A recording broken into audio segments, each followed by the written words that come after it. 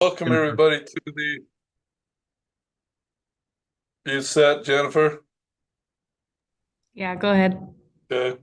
Want to welcome everybody to this special Centerville City Council meeting being held here on June 25th, electronically via Zoom. We do by law have to have an anchor location.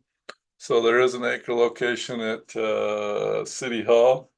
This meeting is specifically done because we have some items from our fiscal year 2025 that we have to approve by the end of June, budget amendments. So thank you everybody for joining. Let's go around. Maybe I can announce who's here. We have Councilwoman Meekum, Councilwoman Hayman, Councilwoman Hurst, and Councilman Plummer. And Councilman Summerhays has been excused, so we have four of the five council members present. And we it that gives us our roll call. So we now have the business items. You did receive a packet. There's a number of items that on the amendment. And Nate, I assume you're going to go over each of these items. This is so weird. I haven't done this for like 5 years. We did this for like a year, and Councilman Meekum was used to these meetings, but I don't know if any of you who've gone through these before, but these Zoom meetings are a little bit different. So we'll turn it over to you, Nate, and go over some of those budget amendments or all those budget amendments for us. This is a public hearing matter too, so at the end will be public have a public hearing. So go ahead, Nate. Thank you, Mayor, and good evening, Mayor and Council. I appreciate you meeting on this off night to go over this so we can get this budget amendment done. Um, and before I start, you do have a summary PDF sheet of all these items so that you can see the totals and what it does to each fund balance. And I also have that summary at the end of this presentation. So to start off, the first amendment we have is regarding the cash bond interest payments that we're required to make to developers. These are the developers that give us their cash bond, and then as they complete the work on their property, we refund the bond, but we are also now required to give them interest. We had only budgeted 5,000 back when interest rates were lower, but this year we've had a number of these refunds, and interest rates are much higher, so we've spent more than we had budgeted. So this proposal sends or uses 50,000 of fund balance and allocates it to that cash bond interest expense. And in police, we have a couple of items. The first is that they received a grant from the Department of Homeland Security for new radios in the amount of $25,000. And then they have also received various donations in the amount of $12,461. So for both of these amendments, we're just recognizing the revenue and then allocating it to the expense so that they can spend those funds. All right, in engineering, we have, so the developers are responsible for engineering costs related to their properties, and we've received more than we had budgeted, which has also increased our expense. So we're, again, just recognizing this revenue and expense, but noting that these funds are all covered by the developers. All right, in the community services area, we received a donation of $200 for movies in the park. So this amendment is recognizing the revenue and allocating it to the movies in the park expense. All right, in community development, this is regarding the general plan study. So at the beginning of the year, we had originally budgeted 60,000, but the contract was for, I think, 120, 130,000. But then as the process went on, as you recall, we asked for more work to be done than we had originally planned. So we're expecting the total cost to come in for the general plan at around 150 to 160,000. But noting that the RDA did cover 40,000 of that for the economic development portion of it. So because of those changes, we're asking for 60,000 out of fund balance to be used towards the general plan study. Nate, Yes. on that general plan, we set aside money a year ago as well? And if I recall correctly, we didn't use it then. That's correct. Okay, so it seemed like we were gonna kind of say, oh, we'll put 60,000 or 50,000 each year. So this to me in my mind is more of a, hey, we didn't spend it last year. Or did we spend some last year? Is the total of 150,000 the entire thing, or is there money that was spent last year as well? Off the top of my head, I don't think we spent any last year. I'd have to verify. I don't recall that we did either, but I just Yeah. wanted to clarify, just so I understood that. Thank Yeah, you. and some of this it will bleed into next year as well. So there'll probably be another budget amendment next year because it's not going to be done by July 1st. Yeah, sure. That makes sense. Okay, Yep. thank you. Yep. All right. So here in the Whitaker, so we transfer 5% of RAP tax to the general fund to fund capital improvements to the Whitaker home. But we don't want these unspent funds getting rolled up into the general fund because they're RAP tax funds. They need to be used for that specific purpose. So at the end of the year, we would like to transfer any unspent RAP tax funds for the Whitaker home back to the RAP tax fund. So we don't know what that amount will be yet until the end of the year. But we're just requesting that any of those unspent funds go back to the RAP tax funds just for proper accounting purposes. And then they go back to the museum when they want them or need them. Yes, so we will do a budget amendment, assuming that that's what you as council want at the beginning of the fiscal year to put any unspent funds back into the Whitaker fund.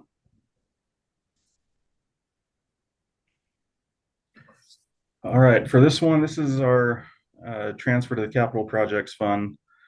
So the state code allows for our general fund balance to be between 5 and 35% of revenues for that year. For the last few years, we have decided that we like our fund balance to be about 30%.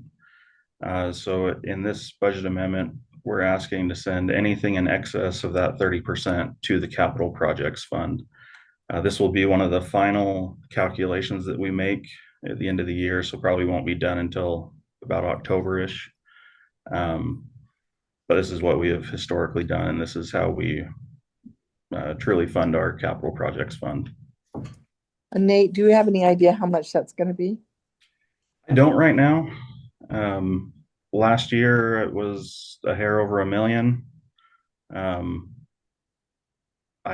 not sure what it's going to be this year.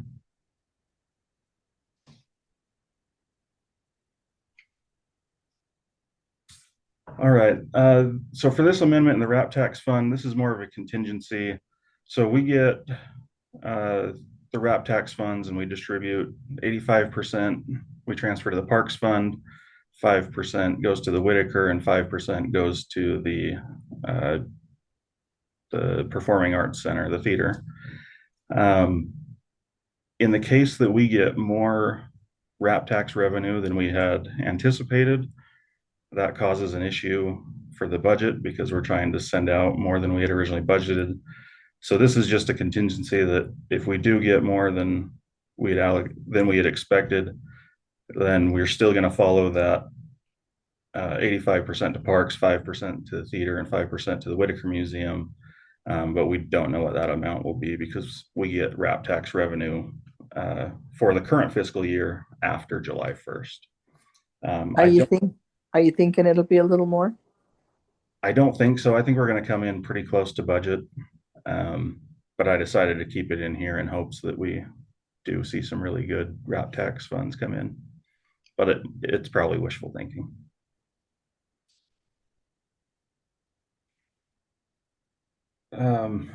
Okay, so this is the second item in the RAP tax fund. We had anticipated using these funds for the pickleball courts.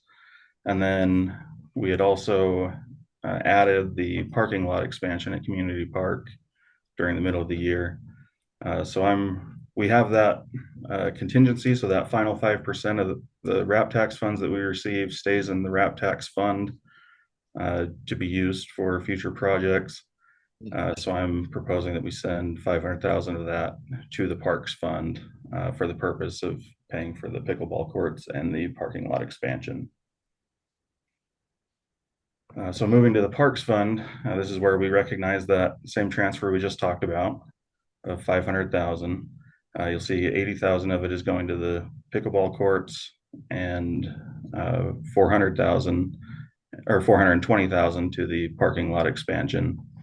On top of that, we have also received some generous donations.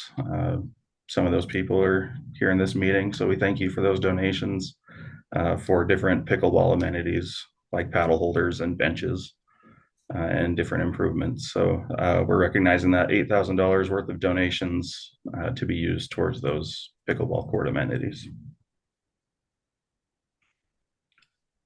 All right, in the Capital Projects Fund, we have a couple of items. The first is with the police. Back in March, we approved the purchase of the bidirectional amplifier for their radios in the amount of $28,745. So we're just using fund balance and then allocating it to their expense account.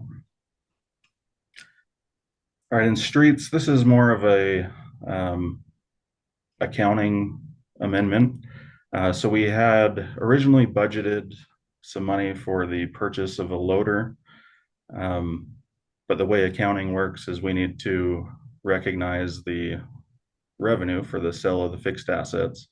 So we traded in our old loader in the amount of 178,000, and then we purchased our new loader for 180,000. So we only spent $2,000 in cash, but just the way accounting works, recognizing the revenue of the old asset and the full purchase price of the new asset, we just needed to make this a budget amendment to properly reflect that.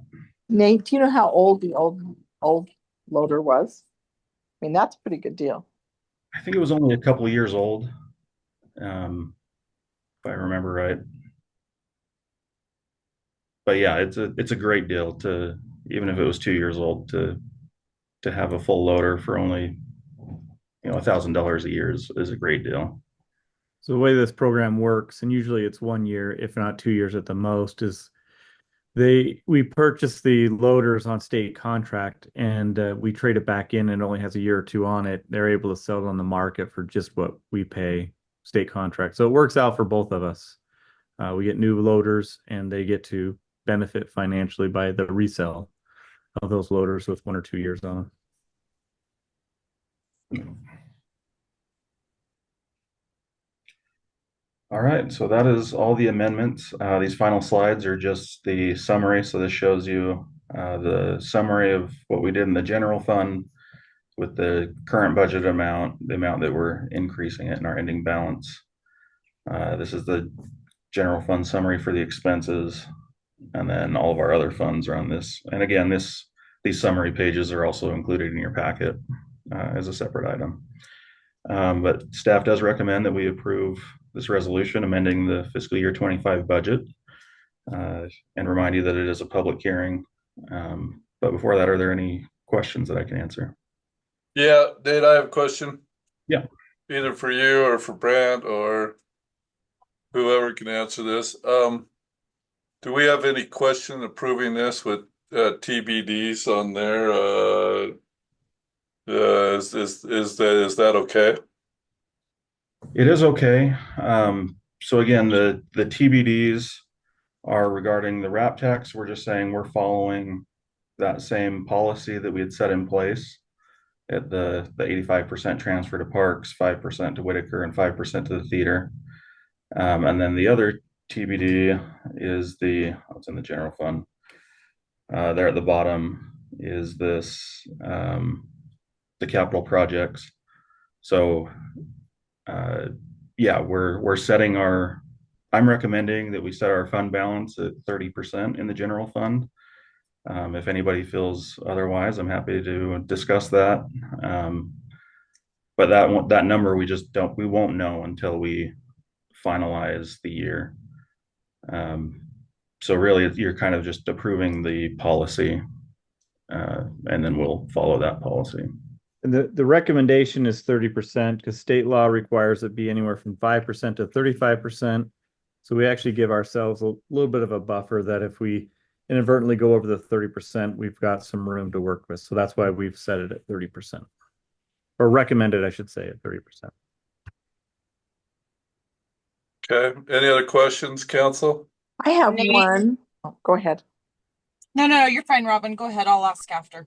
I was just, the first one, when you said the interest that we were paying on the money we've taken in, was it really, we had only budgeted 5,000 and we ended up paying 50,000 back?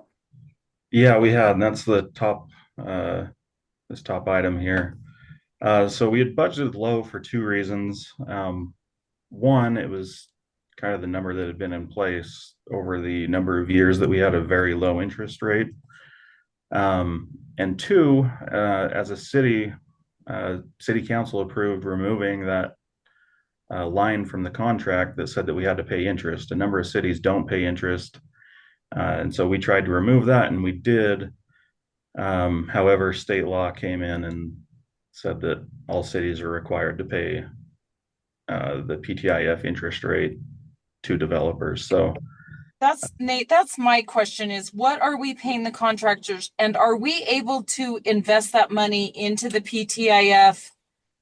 I mean, yeah, so we, and I'm not the expert on this, so someone can back me up if I misspeak, but we collect these funds for the purpose of the bond. They have so much time to install their infrastructure. And we collect this in case they fail to install it, then we have the funds to be able to go in and do the work so that we're not left with a half-done infrastructure. So for that, during that installment period and then the warranty period, they are entitled to interest for those periods. Now, if they don't get it installed in that time, we still work with them to get it installed, but they're not entitled to interest for those periods of default. And we do invest it into our PTIF, which is why the state law came in and said that we have to give them that same interest rate. so the reality is technically we are collecting that interest through the PTIF and then we are just turning it back over to them. It's really, even though it looks like a transfer from the fund balance, we did get that money in interest. So it's more of a wash.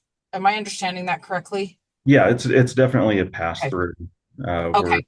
We're not really losing anything from it. Okay. Yeah. That was the question I had as well. So I think you've clarified for me what that was. Thank you.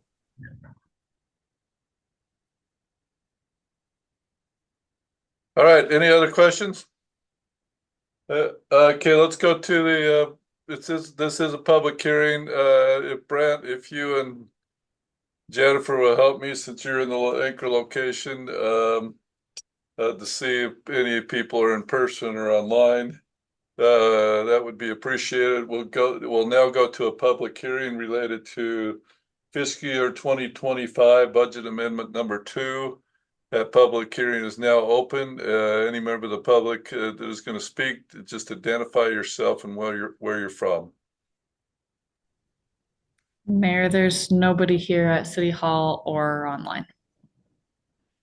Okay, seeing that there's nobody to respond on either location, we will close that public hearing and we will come back to see if there's any last questions for Nate or member of the staff before I look for a motion on resolution number 2025-11. Any last questions? If not, is there a council member that wants to make a motion on that on resolution number 2025-11?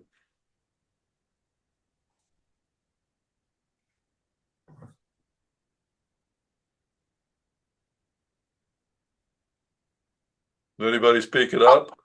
I can make the motion. I don't have the packet right up in front of me, so help me out, staff, if I get this wrong, but I'll make a motion that we approve the budget amendments for fiscal year 2025 as discussed and shown by Nate and as recorded in our packets. I'll second that. We have a motion, a second, further discussion? Okay, I'm gonna call on each council member and you could say yay or nay. So I see a couple microphones open. So Councilwoman Meekum, Aye. Councilwoman Hurst, Aye. Councilman Plummer, Aye. and Councilwoman Hayman. Aye. Thank you. That passes 4-0.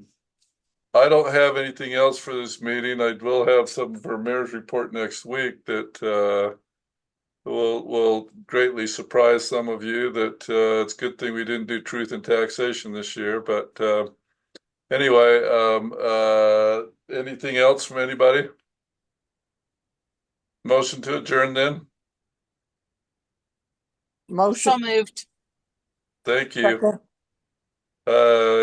This special council meeting's adjourned.